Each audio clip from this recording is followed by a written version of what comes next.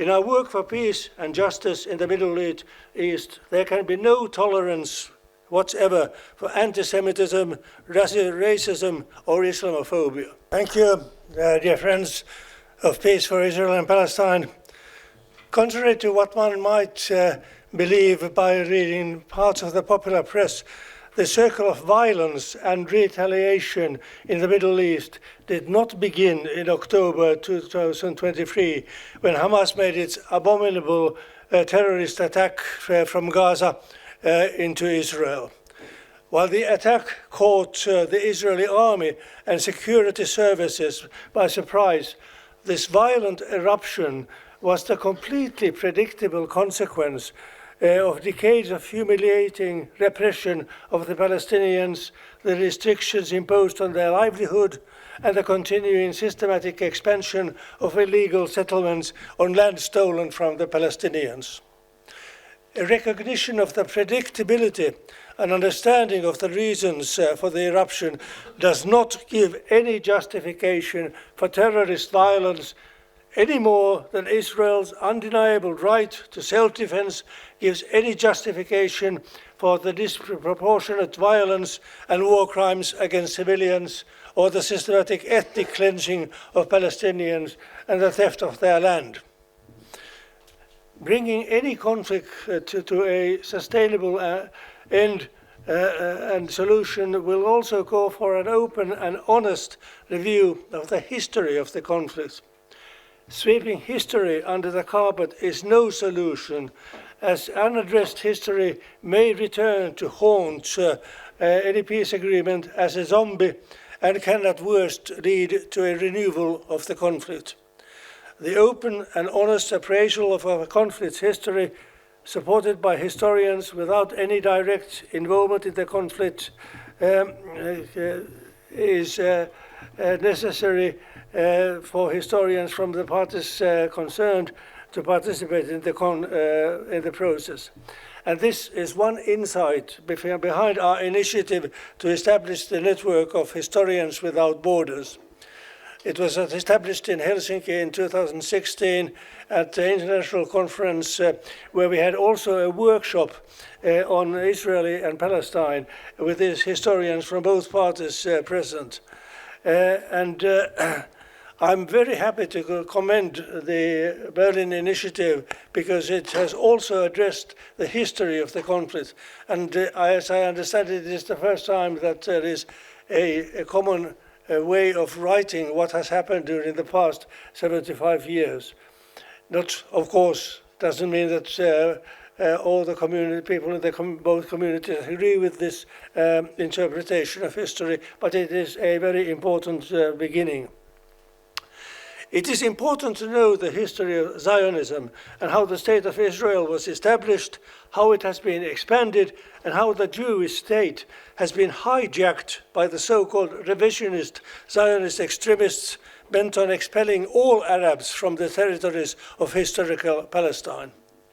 This has, of course, in turn strengthened the extremists on the Palestinian side, who see terrorism as the legitimate means for driving the Jews to the sea.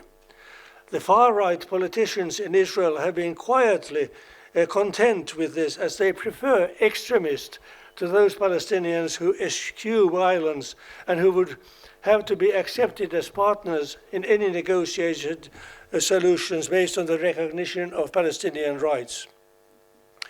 Since the signing of the Oslo Accords in 1993, the international community has accepted this two-state model as a solution to the conflict. The sovereign state of Palestine would be established in the Palestinian territories occupied by Israel after the 1967 war, with East Jerusalem as its capital. And this has been the mantra which most of us, myself included, have repeated as the solution to the conflict. But meanwhile, as we have for the past decades had to observe how the expansion of illegal settlements and other measures on the ground have continued to make it more and more difficult, if not impossible, to implement this solution in practice. And this has, of course, been the intention of those Israeli politicians who no longer bother to pay even any lip service to this two-state solution. And correspondingly, the support for the two-state solution has also waned among Palestinians. Support for the expulsion of either the Jews or the Palestinians from the region continues to grow among the people in both communities. And US President Trump has gone so far as to present a so-called plan for expelling all the Palestinians from Gaza, and this act of ethnic cleansing would be directed not as so far not specified somewhere, perhaps Madagascar was in mind, and this has been enthusiastically welcomed by Prime Minister Netanyahu. Such an extreme solution is not acceptable in any circumstances, and neither is it realistically implementable, and pursuing it on either side will only mean more destruction and suffering. This means that the Berlin Initiative, presented by Yossi Beilin and Hiba Husseini, is to be welcomed as perhaps the last chance to implement a viable two-state solution. Without going into the details of the proposal, which shows admirable realism and admirable innovation and is very well prepared, but it is still easy to see that the biggest obstacle for implementation of this proposal is the lack of support for it, not necessarily because it is deemed undesirable, but there are many people who think it is still unrealistic, but not that there is any more realistic solution in sight either.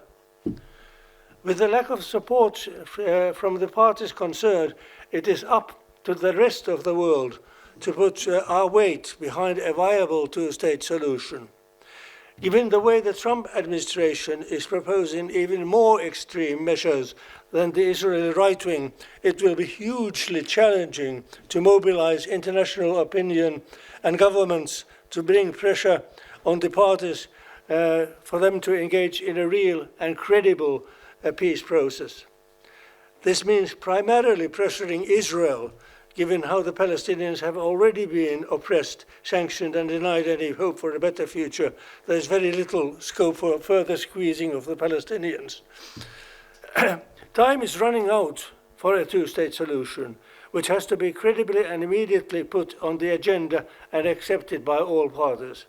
And if this is not done quickly, a single secular state will have to be recognized as not only the best, but also the only remaining alternative for bringing peace to the region and guaranteeing the human rights of everyone.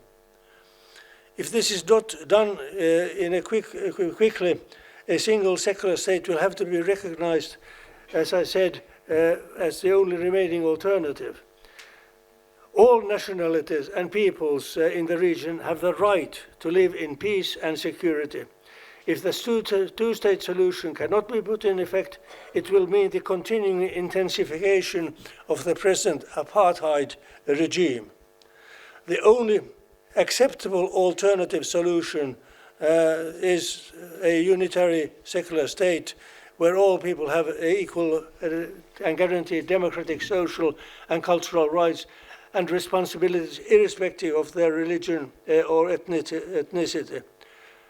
This is easy to dismiss as being totally utopian, but this was also the case with the dismantling apartheid in South Africa only a few years before it was actually achieved. With the dismantling of apartheid, South Africa has today the constitution most committed to democracy and human rights in Africa. We do know that South Africa has not been able to live up to all the expectations generated by the dismantling of apartheid, and grave problems remain. They are not due to the constitution of the country, but a consequence of the bitter legacy of everything which took place in the country during the decades before apartheid was dismantled. The peaceful dismantling of apartheid in South Africa was primarily neither the result of the change of mind of the white minority, nor of the black resistance. It was also the result of how the international community made it clear that it would not continue normal diplomatic, economic or trade relations with the apartheid state. And the same has to be done with Israel. The way the West has for decades continued to trade with and engage in military cooperation with Israel with only mild or token criticism of the way Palestinians have been deprived of their rights and daily humiliated, and with Israel showing no interest in the two-state solution for which the West is content to give meaningless verbal support.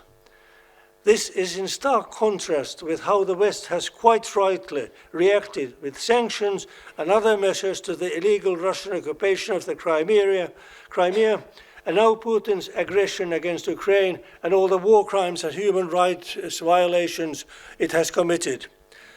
And this has been the way that Hamas, Hezbollah, and other organizations responsible for terrorist acts have been sanctioned, and it is a good model for how Israel should also be treated when they are responsible and if they are responsible for similar crimes.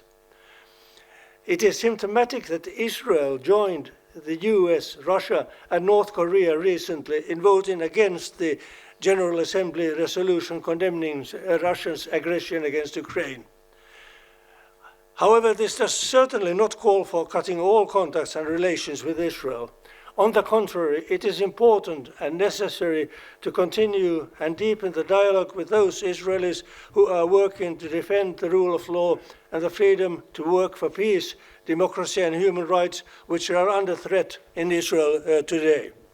And we should all give our support to the Berlin Initiative, which is the only available in any way possible way to move forward for a two-state solution.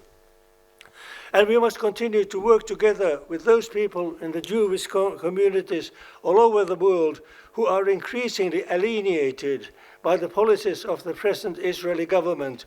In our work for peace and justice in the Middle East, there can be no tolerance whatsoever for anti-Semitism, racism, or Islamophobia. I am sorry if I have sounded rather pessimistic, and I want to conclude by saying that nothing would make me happier to see my pessimism being proved wrong. Thank you.